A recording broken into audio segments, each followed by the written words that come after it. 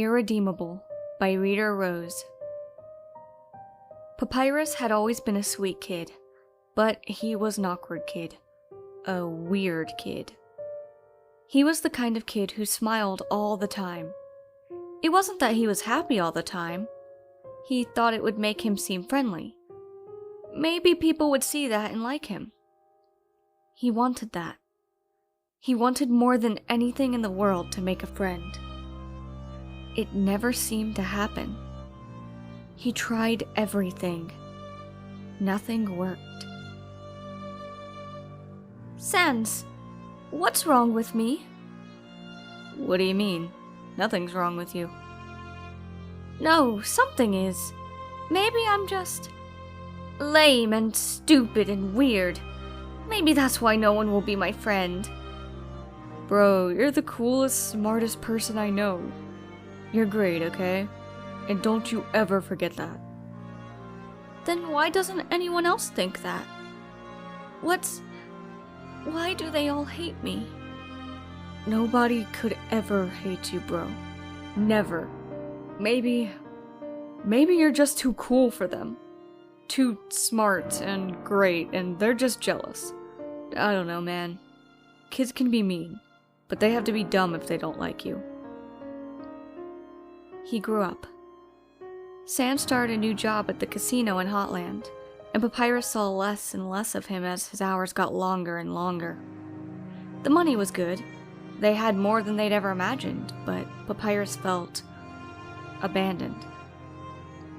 He knew it wasn't healthy to cling so much to his brother, but his brother was the only one who seemed to even tolerate him, and he was just so achingly lonely. He gave up on making friends. He was just too smart for the others. Too great. Too enlightened. That's why they didn't like him. It had to be. Because the only other option he saw was that he wasn't worthy of friends. That something was inherently wrong with him. He was trying to be optimistic, but it twisted and corroded under the growing weight of all that isolation into something ugly and bitter. He tried to play the aloof, cool guy loner, but he wasn't a great match for the role. Still, it was better than being the weirdo loser with no friends. He did what he could to keep himself propped up, leaping at every excuse to seem objectively cool or intellectual, because no one could argue that those things were dumb or unworthy without proving the point that they just could not appreciate how great he was. And maybe someone would be impressed? Sans noticed the gradual change, but he didn't know what to do about it.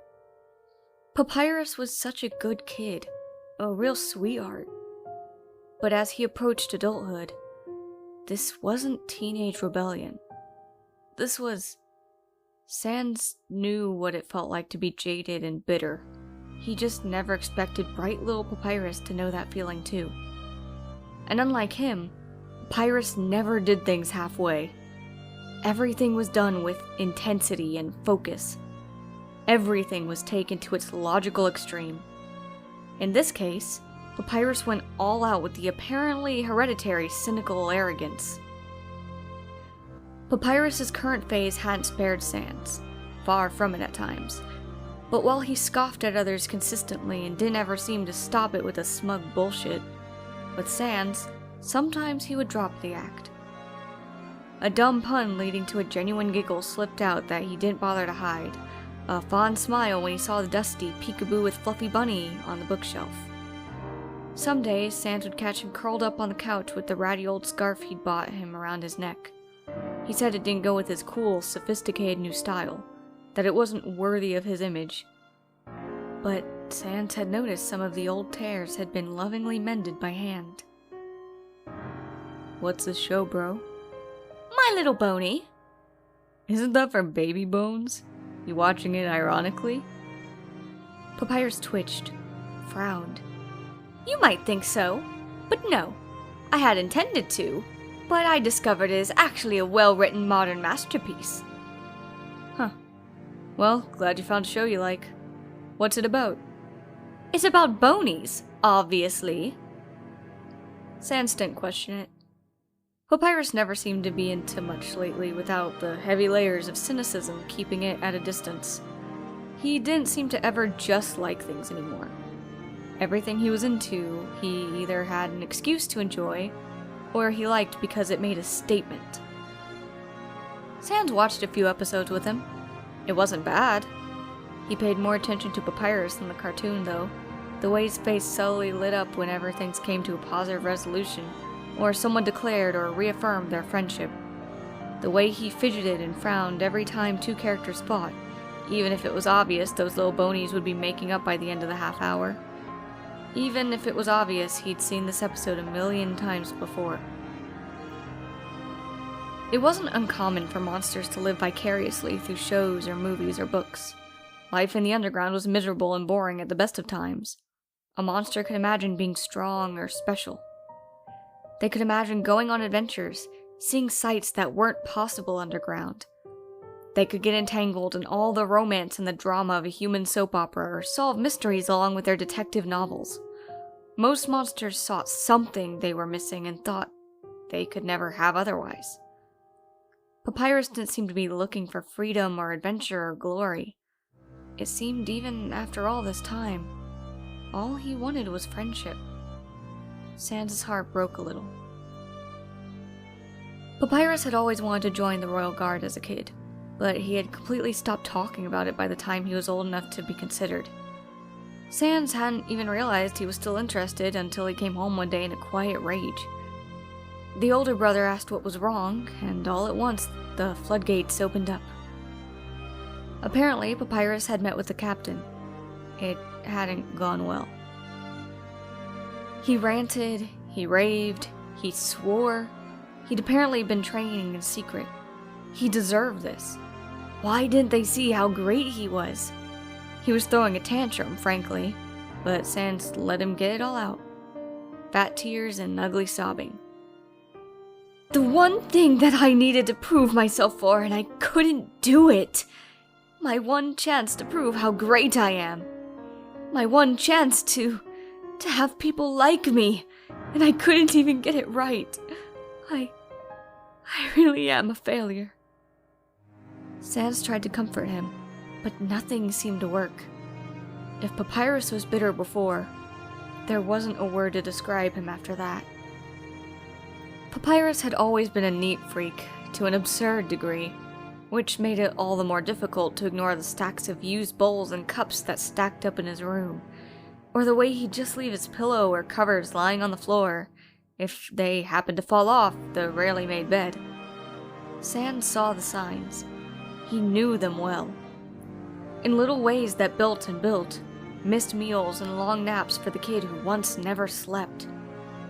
On a good day, Papyrus would sit on the couch, watching My Little Boney episodes he'd seen 1,000 times.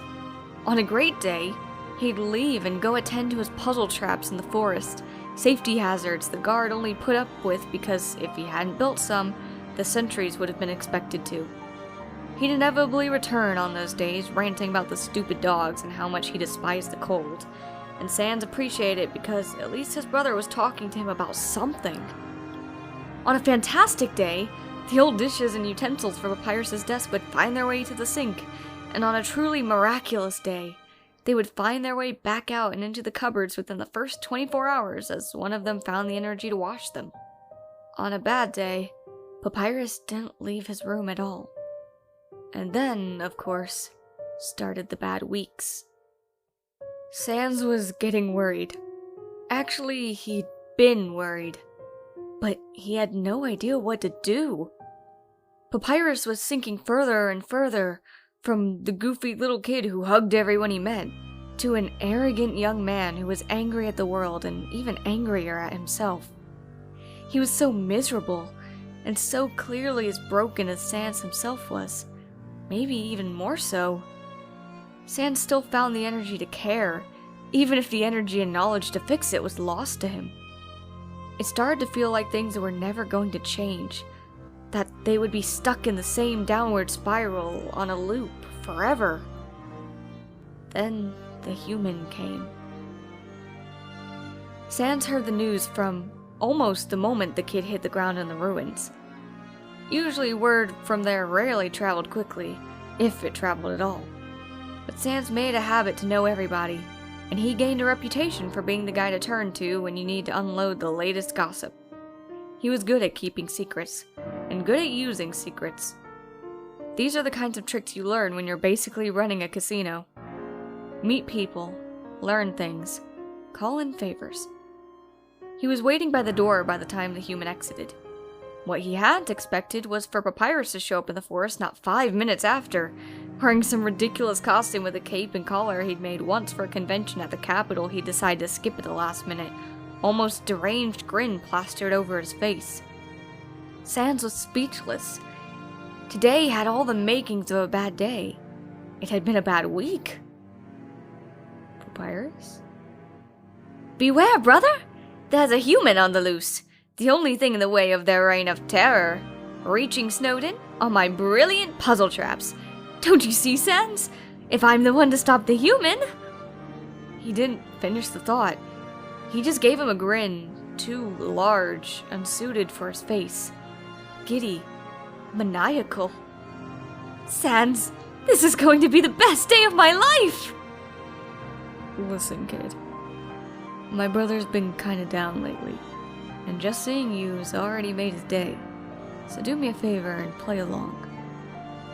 And, please be nice to him, alright? He really is a cool guy. On the inside. Deep on the inside. The best day of Papyrus's life wasn't going according to plan, to his increasing frustration. The human was a crafty one. He almost admired that. Almost appreciated that they were having fun. But he was more focused on how many of his puzzles were proving to be utterly worthless. Sure, they seemed great when he was coming up with them. But then the stupid sentries complained that they were blatantly dangerous. Teenagers could get hurt, they said. The guards could get hurt, they said. He really didn't want anyone to get hurt, especially because of him, but... So he dumbed them down, and now, because he dumbed them down, the human was getting through with barely a scratch each time. How was he supposed to prove himself if his traps didn't at least cause grievous injury? The more dangerous the puzzle, the easier the human seemed to get it. They did get trapped for a while at one point, and Papyrus had been there. Perhaps he should have captured them then, but he wanted to see if they could escape. He wanted to know if it all was really as ingenious as it was meant to be. Then he could tell everyone, and everyone would have to be really impressed. And then maybe someone would want something to do with him. Unfortunately, the child was very determined and found a way out. He nearly threw a fit. Maybe he did throw a fit. Just a bit. Papyrus's day was completely ruined once the kid reached the Gauntlet of Deadly Terror. It was perfectly engineered. There was such a small frame of time for the human to actually get through without a scratch, and somehow, on the first try, they did just that. The human was going to make him the laughingstock of the underground. He hated them. He hated them. But if his puzzles couldn't do the job, fine. He had trained. He had worked hard. And even if the guard didn't want him, and he didn't want the guard, who needs them, he was smarter and cooler and better than they were, and he was going to show them all. But he could still be the one to stop the human. He could make Captain Undine regret what she refused to appreciate. And if fighting the human didn't go according to plan, like most things in his life, well, people might at least remember him as brave. You're too weak. I'll just have to capture you. And call the guard captain? Or maybe just take you to the king myself. Although, whatever. I'll figure it out. You're my prisoner now. Human? Human, where did you go? You aren't allowed to leave. Whatever. You've bested me this time, human. Do what you will. This fight is over. I failed again. Friends? What? You really want to be my... I mean, of course you do. I'm extremely selective about my chosen companions. So few monsters could ever meet my standards. I suppose it is your lucky day. Papyrus would never admit that he cried when he got back to his room. Maybe he was right when he said this was the best day of his life. A friend. He had a friend! Relief, gratitude, and all the things he'd buried bubbled up inside of him. And while he refused to let anyone see, he could never, ever forget how that single declaration of friendship made him feel. That single, wonderful victory. Hey, bro, maybe you should stop calling the kids so much. Let them have a break or something? For a bit? I can't do that. We're friends! Yeah, I know, but friends aren't constantly calling each other. They leave each other alone sometimes. You know, give each other some breathing space. Friends are supposed to be there for each other, Sans. How is the human supposed to know I am there for them if I do not remind them? I'm sure they know it, bro. Well, I'd rather not take my chances. I could probably call them less if they called me, but that is not a problem. I'm helping them by reducing the number of buttons they must press to hear my lovely voice. Yet another benefit to my friendship. Well, have fun. I'm glad you made such a great friend. They are extremely lucky to have me. The human got curious. The human got bored. The world stuttered. Sans heard the news from almost the moment the kid hit ground in the ruins. Usually word from there rarely traveled quickly, if it traveled at all, but Sans made it a habit to know everybody.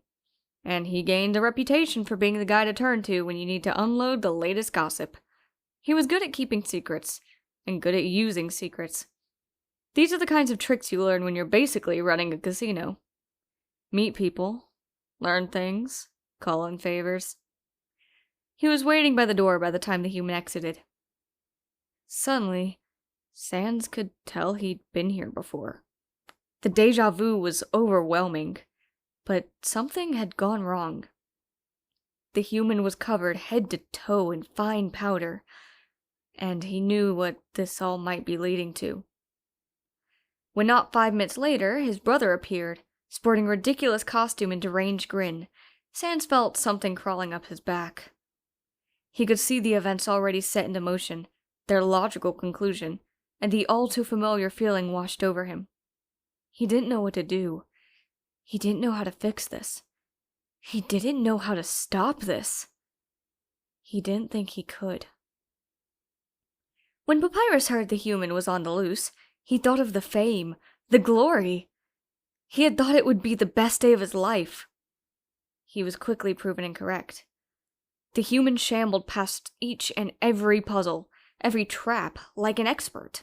Some of them malfunctioned, which never should have happened. If he'd just been recalibrating every day, he'd messed this up, hadn't he?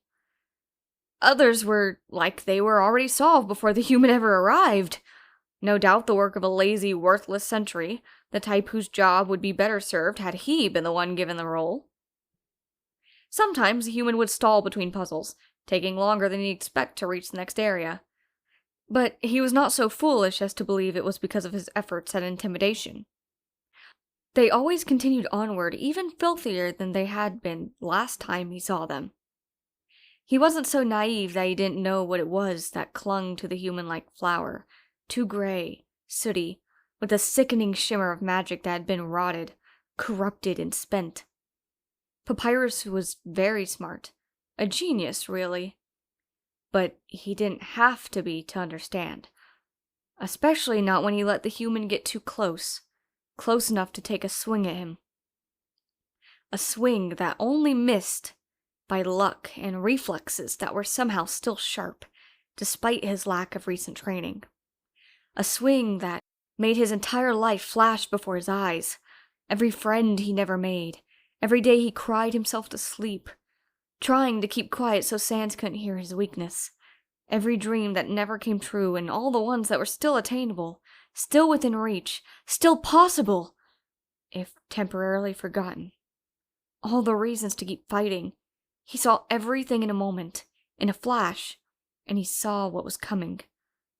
The human was going to end everything that stood in its path. He should have been afraid, and he was, but something else was occupying his thoughts.